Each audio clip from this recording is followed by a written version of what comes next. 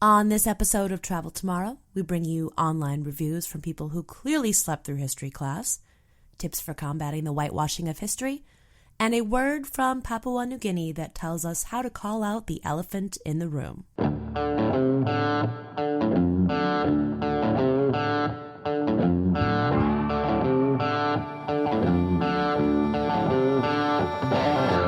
Welcome back to Travel Tomorrow, the podcast about what's new and what's next in travel.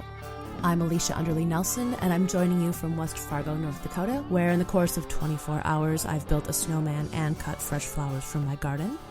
Not necessarily in that order. And my podcast partner, Joe Bauer, joins us from Berlin. How's Berlin? Berlin's lovely, but I have to apologize up front because I am recording from the kitchen of my temporary apartment. And there's really just no way to avoid kind of that old building echo. So that's what I'm working with here, and I apologize if that gets annoying. That's a small price to pay for having a new city to explore, a new home base. That's super exciting. It's also a small price to pay for the apartment I'm living in because it's basically the smallest thing I could find to live in for a couple months while we look for something permanent. The joys of moving. That I do not miss. But enough about us. Joe is taking us to our first stop. Now boarding. A few weeks ago, reviews from travelers who apparently slept through their history class and don't read websites when they book tours went viral on Twitter. The Route compiled several reviews from guided tours at Whitney Plantation in Wallace, Louisiana. The website says that this heritage tourism site is, quote, the only plantation museum in Louisiana with an exclusive focus on the lives of enslaved people. One 2-star review reads, my husband, I don't know why I want to go straight into a southern accent. I'm going to stop that. My husband and I were from the top.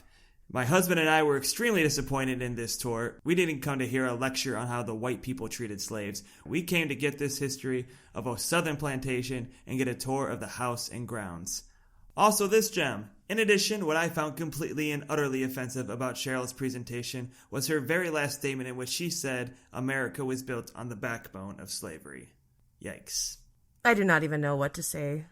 Yeah, I mean, I guess on one hand, I'm not surprised that those folks exist, but I mean, it's true what Cheryl said. Sounds like Cheryl kind of nailed her presentation, actually. Exactly. Like, yes, I agree. It is offensive that America was built on the backbone of slavery. America is pretty offensive as it is. I know, and like that kills me because like that is a fact, and I think many people are offended by that fact, but the reviewer is clearly offended by having to think about that fact. And that I find really confusing because if you don't want to think about the unpleasantness of slavery, why are you going to plantation? In the first review, like, we didn't come to hear a lecture on how white people treated slaves. We wanted a history of the southern plantation. How do you think those two things are separate? It's really confusing to me. I could only imagine this woman editing the presentation files for the plantation and just doing a Control-F search for just everything slavery related and just deleting everything and it basically being a blank Microsoft Word document. It's astounding. Now boarding. Now, the tendency that these reviewers are using is called whitewashing. And it's a term that grew out of a pun about painting something over to make it look whiter, or, as Merriam-Webster tells us in a definition that we'll include in our show notes, to whitewash can also refer to glossing over or covering up something that is immoral, illegal, or otherwise bad. So that can include a place's history, it can include a person's identity, it can also include a current culture. And as you might have gathered from the meaning, it usually means that things are glossed over to make things more comfortable for white people, not for people of color. And that's not funny. It's a serious problem that we think needs to be named and called out when we see it. And so we're discussing ways that we can do that today. And before we go any further in this episode, we probably should tell you that we are white. So you might be wondering, why should we even talk about this? How does this affect us? Are we even qualified to talk about it? And, you know, those are questions that honestly we asked ourselves too. And I think first and most importantly, we are trying very hard to talk less in this episode to listen more and to amplify the voices of history experts and people of color who deal with the consequences of whitewashing as part of their day-to-day realities in a much more personal way. For us, it's a little bit more academic and about being a part of a community that we want to live in, but it doesn't affect us in the same way that it affects our friends and colleagues. And if there's ever an episode to really dive into the show notes at traveltomorrowpod.com, it's this one. We want to keep sharing the stories that informed this episode, links, other people and books and sources for you to follow. And if you have favorites that have really helped you and that you want to recommend, please do the same. We really want this to be a dialogue, not just on this topic, but on everything that we discuss on the podcast. Second of all, we think this is important because whitewashing is just inaccurate. Writers, accuracy matters to us. And third, whitewashing encourages people to be really lazy and often really rude travelers. And we are travel writers. We're people that enjoy traveling, and we don't think that you can understand a place if you're always pushing away things that make you uncomfortable. And sometimes those hard questions and the facts are messy, but they're important, and just because they're confusing doesn't mean that we get to ignore them. And I think that that's really where museums and historical and interpretive sites can help us, because they're interpreted and they can give us a context and a safe place to kind of explore things that are difficult. And for every person that writes a really dumb or ignorant review, a lot of other people leave as better informed people. And I think that a good historical site and a good museum will push our limits a little and help us kind of interpret these issues, as I said earlier, in a safe place. So for today's interview, I spoke with somebody that has dedicated her life to doing that, to kind of helping create and nurture these safe places. I talked to Jeanne Cyriaque, a cultural heritage specialist in the U.S. state of Georgia. And she is a woman that has served in a number of different roles, most notably as the African American Programs Coordinator for the Historic Preservation Division of the Georgia Department of Natural Resources. That is a giant title.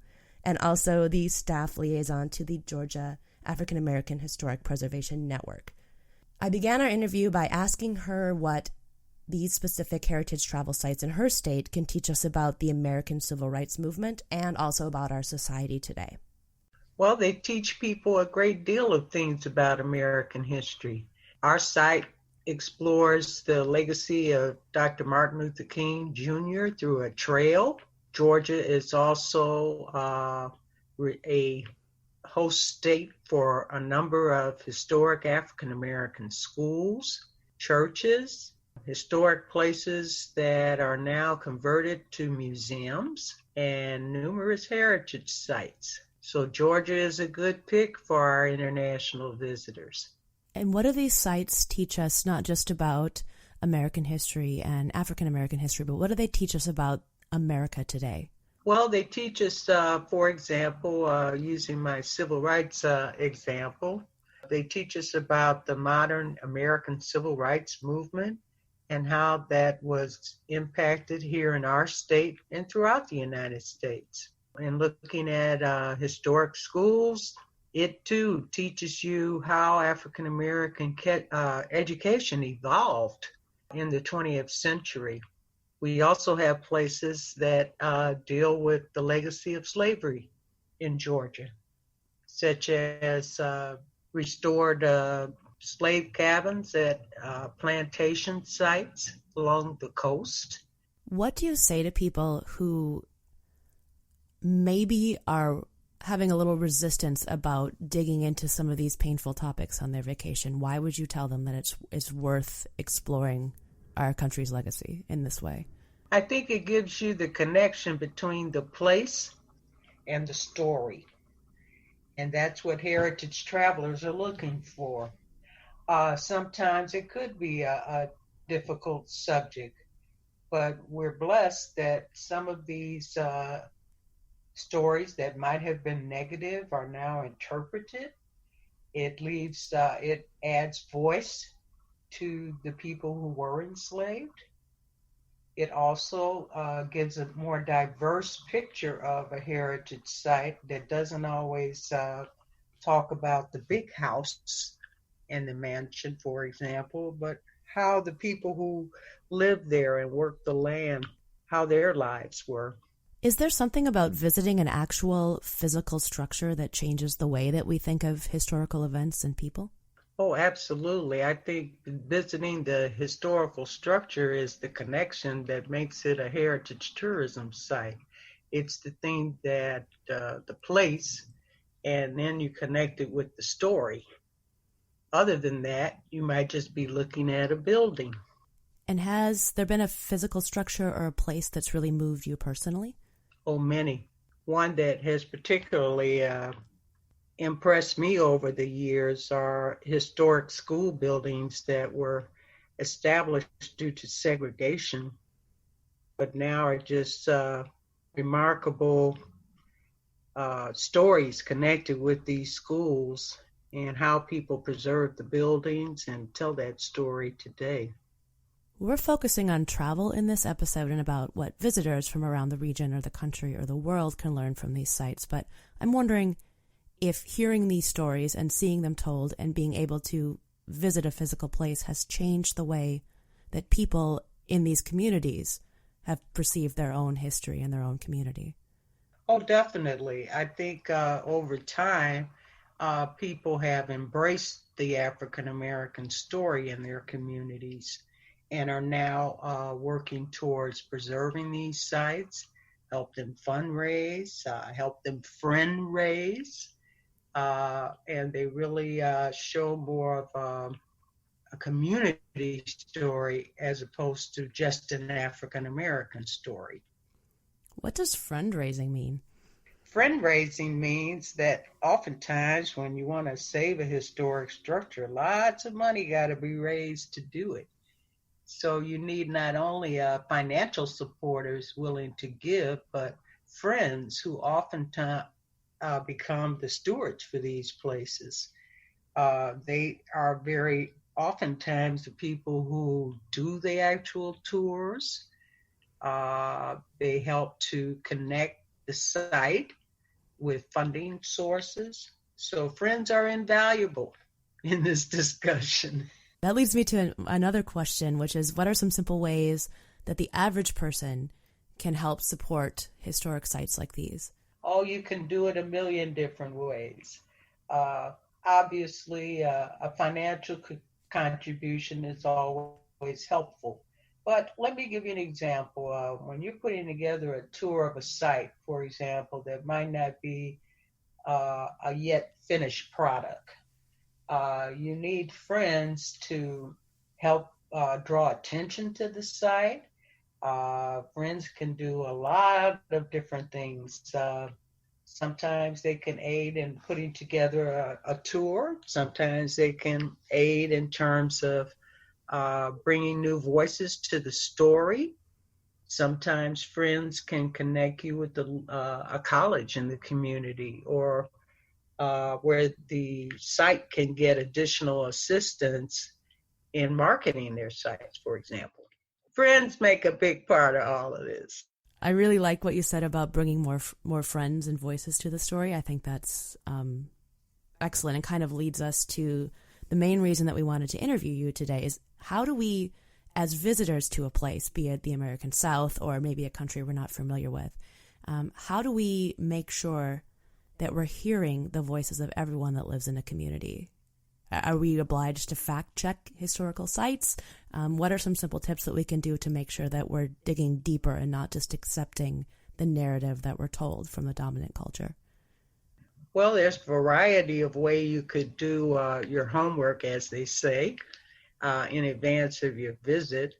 You can read up on the general subject matter, what's available in the literature.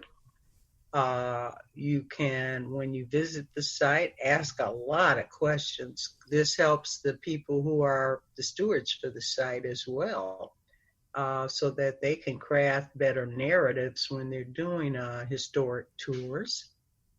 You can also ask more general questions, like how did the Black school in the community compare to the white school that existed at the same time? What were the outcomes? And you can also see how the site is supported by a variety of persons, not just the people who own the site. For example, if it's covered in the arts community or if it's covered in the humanities community. That is excellent advice. We are theming this episode with the term whitewashing history in mind. How do you define that term? Whitewashing history in mind gets back to my earlier comment about when you go and visit what was once a plantation. What kind of story are you getting? Are you getting just the story of the big house and the person who founded the plantation? Or are you getting the full story of not only the big house, the person whose name is associated with it, but also the people who worked at these sites, who lived at these sites while enslaved? So while we're visiting, you talked about, asking lots of questions and making sure that we're digging a little bit deeper and thinking critically while we're on site. Is there something that the average person can do to speak up and challenge the whitewashing of history while we're not visiting a historical site, while we're living our everyday lives? Well, I think the average citizen can get more involved in not just a discussion of whitewashing, but a pro discussion of adding to that story other things that occurred there, other people, other events. Be an advocate for historic markers. Be an advocate for better signage at these facilities.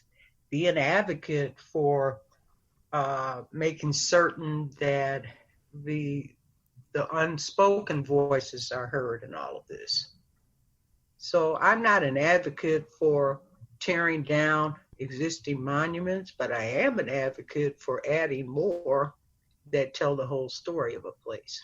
So if we can't travel right now, if, plane tickets aren't in the budget until next year or the year after, how can we prepare ourselves to visit the American South and learn more about African American contributions in the region?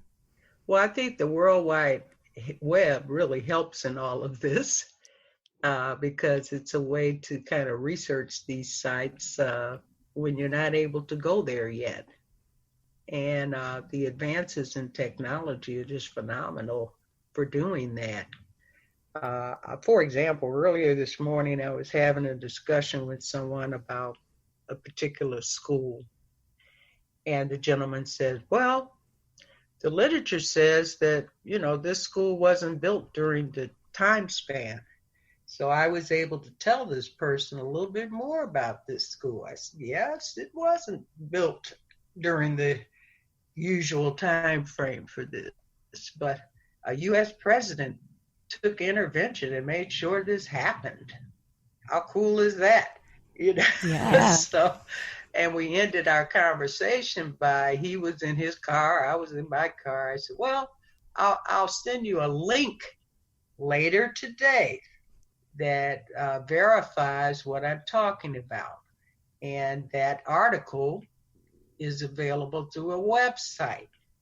So 10 years ago, that might not have been the case. Follow me? Absolutely. I love that. Another way to make connections now that we just didn't have before. Mm-hmm. Mm-hmm. And that brings me to my final question. On this podcast and in my travels and my co-host Joe's travels, we always try to think of ways to be a better and more responsible traveler. So for our listeners, what are 1, 2, or 3 items of advice that you'd have to help them be a better traveler, either to your historic sites in your region or just in general? Do some reading ahead of your visit, both online and contextual. Always helps, because then that will craft how you experience it when you get there. Secondly, look for things other than the tour itself or the place itself.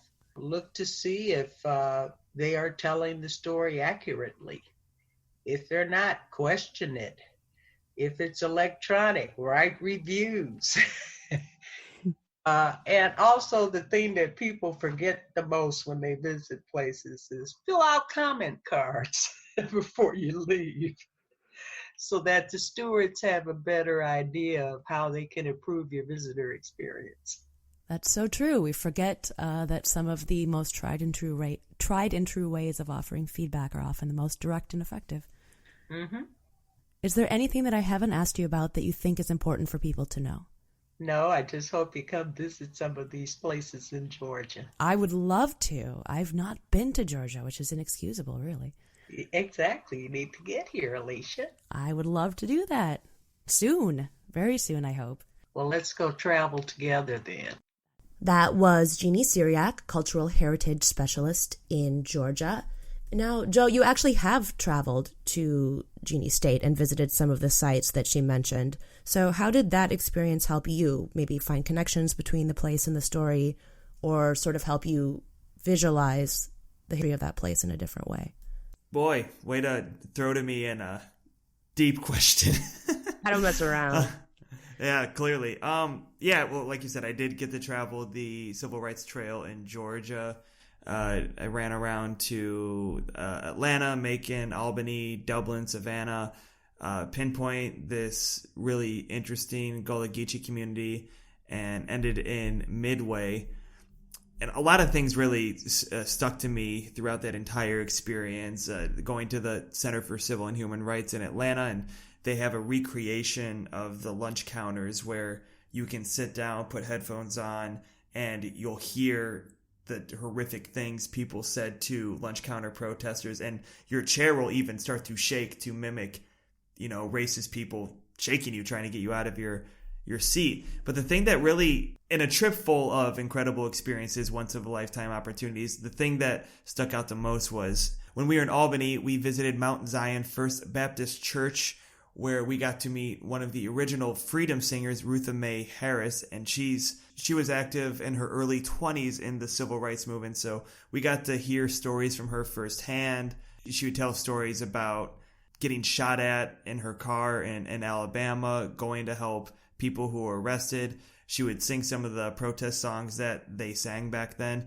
She even got the crowd involved a little bit. She would sing one of the protest songs, "Ain't Gonna Let Chief Pritchett Turn Me Around," and then asking people, what's holding you down, what's suppressing you, and then you would say it, and then she would sing it back to you to kind of get people feeling that sense, that a little bit of that sense that I imagine people had back then when they were actually protesting in the streets and singing these freedom songs. So I have to say, in a trip full of incredible, memorable experience, that one really stuck with me. That's really cool. And I didn't really realize that it was so sensory. Like, that's really interesting. Like, that's active. You're not just passively taking in information from a plaque or a historical marker, which is good. I mean, it's a good way of learning, but this is involving like all of your senses, and you're actually participating in a way that, like, I did not know that was possible. Well, and speaking of getting hands-on, I mean, there was actually even more hands-on experiences there when we were in Dublin at another church, actually a church where I want to get this right, I believe Martin Luther King Jr. won an oratory contest, or he gave a speech at this, while he was very young. And this was something that at the time I had visited, it was kind of a recent discovery that they had this place in that history. And so they created a play called One Day Dublin Civil Rights Experience, and they would hand out laminated scripts. A narrator would guide the story, beginning with the lynching of 14-year-old Emmett Till, and then going on through the ensuing struggle for civil rights. So you had people taking on these different roles and getting to read a little bit of the biography and taking part in impromptu play. So there were a lot of ways that on the Civil Rights Trail that you were able to live the history. I actually just heard an interview with Mr. Bellamy, who was the former artistic director at Penumbra Theater in the Twin Cities in Minnesota. And he said that there's something about theater and that kind of active participation or hearing the spoken word that allows us to kind of take in truths that are difficult to hear and process them in a different way. And I think that's really interesting that they're taking that lesson and moving it to that kind of living history feeling. It's not just a museum where the museum is giving you information and you're receiving the information. There's a definite give and take. And I do think that helps us conceptualize things differently. And absolutely. And considering my exceptional and renowned theatrical talent. A white guy in a church in Dublin really brought the civil rights story to life. And on that note, Joe's going to finish us off with a little language love. Blah, blah, blah, blah, blah, blah, blah, blah, blah, blah, blah, blah, blah, blah. For today's language love, we're heading down to Oceania. Kilivila is a language spoken on Kiriwina, I hope I'm saying those right, the largest of the Trobriand Islands, hope I'm saying that right, which is part of Papua New Guinea in Oceania.